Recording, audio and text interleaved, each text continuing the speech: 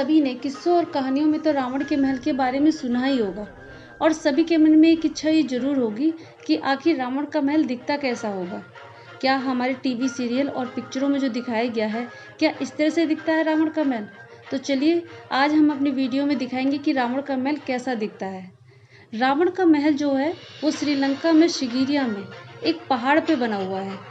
रावण के महल को देखने के लिए पहले हमें टिकट लेना पड़ता है। गेट के अंदर जाने पर हमें बहुत बड़ा एरिया खाली दिखाई देता है, जिसमें जगह जगह पे तालाब बने हुए हैं और छोटी छोटी दीवारें बनी हुई हैं। कहते हैं कि ये छोटी छोटी दीवारें जो हैं ये कभी घर हुआ करते थे, जिसमें रावण के लोग यहाँ पे रहा करते थे। और ये जो तालाब हैं इसमें फाउंटेन यानी कि फुहारे चला करते थे और उस वक्त कोई टेक्निक ऐसी हुआ करती थी जिससे इस सारे का एरिया में फुहारे चलते थे। इस एरिया को फाउंटेन एरिया भी बोलते हैं। और पूरी जो दीवारें हैं ये कभी सोने की हुआ करती थी। अब तो ये छोटी छोटी दीवारें ही बची हैं खाली। काफ़ी एरिया जो है वो इसी तरह का है और इसी तरह से हम नीचे से ऊपर की ओर धीमे धीमे चढ़ते हैं।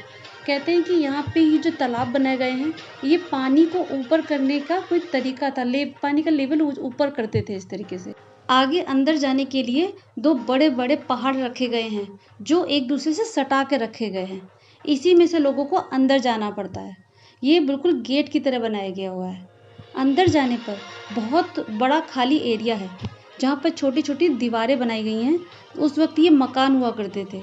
कहते हैं कि जो रावण के महल में उच्च पद पर रहते थे उनके घर यहाँ पे हुआ करते थे और यहीं पर ऋषियों के रहने की व्यवस्था भी की गई थी। ये काफ़ी लंबा चौड़ा एरिया है और इसी में आगे चलकर उस पहाड़ पे चढ़ने का रास्ता है। स्टार्टिंग में हमें दो बड़े बड़े दोनों साइड में पंजे दिखाई देते हैं शेर के, और उनके बीच में से जीना बनाया गया है ऊपर चढ़ने के लिए। पहाड़ के साइड में लोहे की सीढ़ियाँ निकाली गई हैं।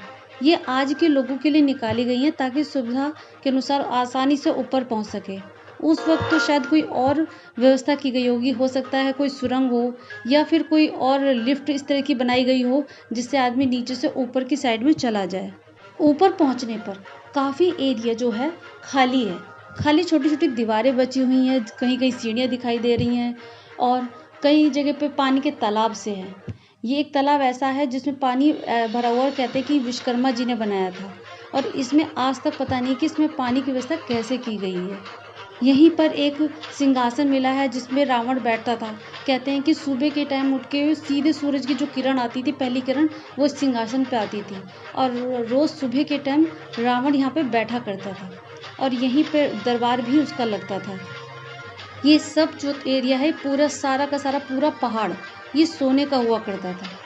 आज तो खाली ये मिट्टी का ही है या पहाड़ पत्थर का ही है।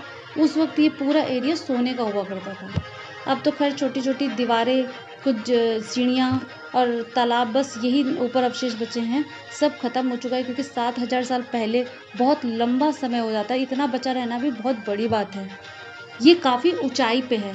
कहते हैं कि रावण का जो महल है वो भगवान शंकर ने पार्वती जी के कहने पर विश्वकर्मा जी से सोने का महल तैयार करवाया था, जिसे बाद में रावण के पिताजी ने यज्ञ के बाद दक्षिणा के रूप में मांग लिया था, जिससे पार्वती जी बहुत ही क्रोधित हो गई थी और उन्होंने श्राप भी दे दिया था। इसे देखने से ऐसा लगता है कि ये बड़ा पहाड़ होगा कोई, जिसे काट कर ये महल तैयार करवाया गया है और ये इतना ऊंचा है कि कोई भी अजनबी के लिए ऊपर तक पहुंचना बहुत ही मुश्किल क्या नामुमकिन था।